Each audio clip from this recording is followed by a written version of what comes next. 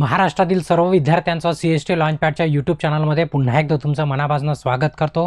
पुन्हा एक तुमच्यासाठी नवीन अपडेट आहे। ज्या विद्यार्थ्यांचं ITI झालेलं आहे, सोबतच ज्या विद्यार्थ्याचं इंजिनिअरिंग किंवा पॉलिटेक्निक झालं आहे, त्यांच्यासाठी एक पुन्हा नवीन रिक्रुटमेंट आहे। तर त्याची डिटेल माहिती तुमच्याशी शेअर करतो। पण त्यापूर्वी तुम्हाला काय करायचं आहे, जर चॅनलवरती नवीन असाल तर आठवणीने चॅनलला सबस्क्राइब करा आणि बेल आयकॉन दाबून ऑल नोटिफिकेशन ऑन करा। त्याचं कारण असं की जेव्हा केव्हा या प्रकारचा काही अपडेट असला तर तुम्हाला त्याचं नोटिफिकेशन मिळायला हवं। ठीक आहे, आता नेमकी रिक्रुटमेंट कुठची आहे तर महानदी म्हणजे त्याला MCL म्हणतो, महानदी कोलफील्ड लिमिटेड म्हणजे कोल इंडिया लिमिटेड आहे। त्याचीच कंपनी आहे किंवा त्याच्याच अंडरमध्ये सब कंपनी आहे आणि ही गव्हर्नमेंट ऑफ इंडियाच्या अंडरटेकन आहे पूर्ण। तर रिक्रुटमेंट आहे त्याच्यामध्ये इंजिनिअरिंग डिग्री, एकतर इंजिनिअरिंग डिप्लोमा किंवा ITI हे 3 विद्यार्थी क्वालिफाईड आहे।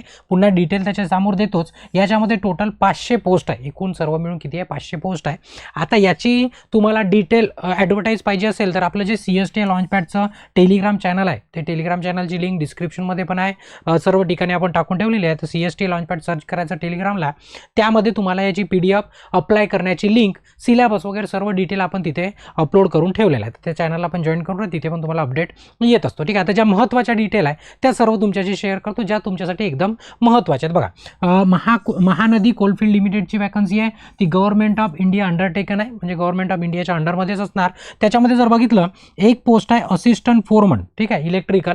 तर याच्यासाठी क्वालिफिकेशन आता बघा, बेसिक पे, कॅटेगरीज वगैरे हे सांगायची गरज नाही आहे। तुम्हाला सरळ सांगतो की त्या विद्यार्थ्यांचं जो फोरमनची पोस्ट आहे त्याच्यामध्ये 150 वॅकन्सी आहे इलेक्ट्रिकल। ठीक आहे, त्याच्यानंतर टेक्निशियन, जे इलेक्ट्रिशियन टेक्निशियन आहे, त्या टेक्निशियन म्हणजे ITI बेसिस झाले, वरच्या डिप्लोमा आणि इंजिनिअरिंग बेसिस झाले। तर या टेक्निशियनसाठी एकूण 350 जागा आहे, म्हणजे 350 जागा आहे। तर या टोटल जर काढल्या तर तुम्ही 500 झाला। आता याच्यासाठी नेमकं क्वालिफिकेशन काय लागते ते सर्वात महत्त्वाचं आहे की कोणत्या पोस्टसाठी काय क्वालिफिकेशन। जे असिस्टंट फोरमन आहे इलेक्ट्रिकल, त्याच्यासाठी एकतर तुमचा डिप्लोमा झालेला पाहिजे इलेक्ट्रिकल इंजिनिअरिंगमध्ये, म्हणजे इलेक्ट्रिकल डिप्लोमा 3 वर्षाचा। तुमचा डायरेक्ट सेकंड इयर जरी तुम्ही केलं असेल 2 वर्षाचं तरी पण तुम्ही इलिजिबल आहे, कारण तुमचा कोर्स किती आहे 3 इयरचा। म्हणजे बऱ्याच विद्यार्थ्यांचं कन्फ्युजन असतं की सर मी 12वी केल्यानंतर डिप्लोमा केला, 2 वर्षाचा होता, तर मी इलिजिबल आहे का? हो, 100% इलिजिबल आहे।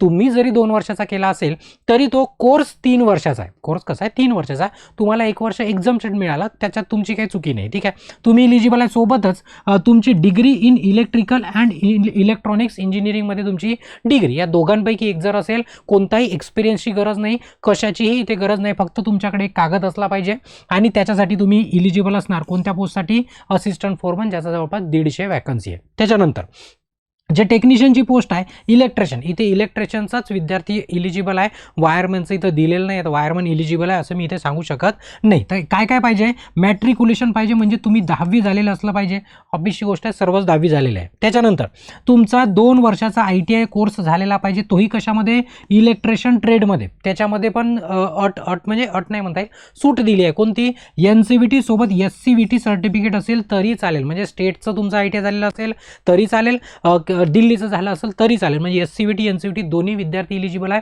फक्त इलेक्ट्रिशियन ट्रेडचे। आणि सोबतच 1 वर्षाची ट्रेनिंग, म्हणजे आता बघा ट्रेनिंग, आता इथं असं नाही म्हटलं आहे की तुम्हाला कोलफील्डमधलीच ट्रेनिंग पाहिजे, असं काही इथं दिलेलं नाही आहे। तुम्ही ट्रेनिंग म्हणजे तुमची 1 वर्षाची अप्रेंटिसशिप, तुम्हाला तुमच्या फील्डचा अनुभव असला पाहिजे 1 वर्षाचा। जर कोलचा पाहिजे असला, म्हणजे एकाचा प्रश्न होता सर काय कोल माइन्समधलाच पाहिजे का, तर असं इथं कुठेही लिहिलेलं नाही आहे। एक तर तुमचं ऑन जॉब ट्रेनिंग असलेलं पाहिजे, कुठचंही असो, फक्त तुमचं 1 वर्षाचं तुमचं अप्रेंटिसशिप जरी झालं असेल तरी तुम्ही इथे काय असणार, इलिजिबल असणार। त्याच्यानंतर 2 गोष्टी झाल्या। तिसरं, तुम्हाला LT परमिट पाहिजे। आता बऱ्याच विद्यार्थ्यांना इथे अडचण आहे, सर हे LT परमिट आणायचं कुठनं, काढायचं कुठनं। आता हे सर्व याच्या पूर्वी कोणती तरी जागा निघली होती मॉइलची, त्याच्यामध्ये पण मी तुम्हाला सांगितलं होतं की कुठनं काढायचं। सेम LT परमिट काढायचं आहे कोणत्या वोल्टेजसाठी, 440-500 वोल्टपर्यंत मायनिंगचं सर्टिफिकेट। तर हे कुठून काढायचं, प्रत्येक स्टेटमध्ये वेगळ्या ठिकाणांनी ते वेगळ्या पद्धतीने निघते। तर आपल्या स्टेटमध्ये चीफ इलेक्ट्रिकल इन्स्पेक्टरचं जे मेन ऑफिस आहे, आता प्रत्येक जिल्ह्यामध्ये पण एक ऑफिस असतं। तर ही ऑनलाईन वेबसाईट आहे, तुम्ही ऑनलाईन अप्लाय करू शकता, तुमच्या जिल्हा लेवलला जाऊन तुम्ही अधिक माहिती पण घेऊ शकता। त्याची वेबसाईट आहे इथं www.ceimah.in म्हणजे MAH.in इथं आहे। याच्यामध्ये जर बघितलं तुम्ही तर बघा, याच्यामध्ये मायनिंग डिपार्टमेंट पण दिला आहे, लेबर पण दिला आहे, एनर्जी पण दिला आहे। तर या डिपार्टमेंटमधून तुम्हाला ऑनलाईन ते सर्टिफिकेट मिळवता येते, तुम्ही अधिक माहिती घेऊ शकता। डॉक्युमेंट काय लागतं काय नाही सर्व तुम्ही अधिक माहिती घेऊ शकता। आता याचा अभ्यास मी केलेला काढलेला नाही आहे, फक्त कुठनं काढायचं ते तुम्हाला सांगितलं. वेबसाईट तुम्ही स्क्रीनशॉट घेऊन ठेवू शकता, कारण हे नेहमी अदामधात कामी पडतच असतं. त्याच्यानंतर एज लिमिट किती आहे, तर एज लिमिट असणार 18 वर्ष, जास्तीत जास्त 30 वर्ष. जर 30 वर्ष कधीपर्यंत, 28 मे पर्यंत. परंतु तुम्ही जर ओबीसीमध्ये येत असाल तर तुम्हाला 3 वर्षाचं रिलॅक्सेशन आहे ओबीसी नॉन क्रिमिनलच्या विद्यार्थ्यांना, आणि जर तुम्ही SC आणि ST मध्ये असाल तर तुम्हाला 5 वर्षाचं रिलॅक्सेशन, म्हणजे +5 आणि +3 या पद्धतीचं काय असणार, रिलॅक्सेशन असणार. त्याच्यानंतर सिलेक्शन कसं होणार, सर्वात महत्त्वाचं. सिलेक्शन कसं होणार, सर्वात महत्त्वाचं. तर याच्यामध्ये काहीच नाही, फक्त तुमची एक CBT टेस्ट घेतली जाईल, म्हणजे त्याला कम्प्युटर बेस्ड टेस्ट म्हणतो. फक्त आणि फक्त एक परीक्षा द्यायची आणि काय व्हायचं, जॉईन व्हायचं. आणि काय व्हायचं, जॉईन व्हायचं. मग त्याच्यामध्ये ते डॉक्युमेंट व्हेरिफिकेशन, मेडिकल वगैरे ते जनरलच्या गोष्टी झाल्या. त्या काय म्हणजे स्पेशल त्याला सिलेक्शनमध्ये टाकता येत नाही, किंवा सिलेक्शनमध्ये आपण त्याला म्हणू शकत नाही. ठीक आहे. आता बघा पेपर कसं असणार, ऑब्जेक्टिव्ह क्वेश्चन असणार त्याच्यामध्ये. ऑब्जेक्टिव्ह आता 4 ऑप्शन असणार की 5 ऑप्शन हे त्यांनी सांगितलेलं नाही. ठीक आहे. ऑब्जेक्टिव्ह बेस असणार क्वेश्चन, आणि क्वेश्चन असणार बायलँग्वेजमध्ये, म्हणजेच इंग्लिश आणि हिंदीमध्ये. म्हणजे प्रत्येक इन्स्ट्रक्शन तुम्हाला, आता इथं प्रश्नाची लँग्वेज नाही दिली आहे, इन्स्ट्रक्शन म्हटलं आहे, पण तरी पण आपण प्रश्न पण पकडून चालू, इंग्लिश हिंदी. आता फॉर्म भरताना तुम्हाला ऑप्शन दिसत असणार तर मग तो विषय वेगळा आहे, पण इंग्लिश हिंदी सेंट्रलची कोणती वॅकन्सी असली तुम्हाला इंग्लिश हिंदी असतेच. ठीक आहे. त्याच्यामध्ये कोणतीही निगेटिव्ह मार्किंग नाही.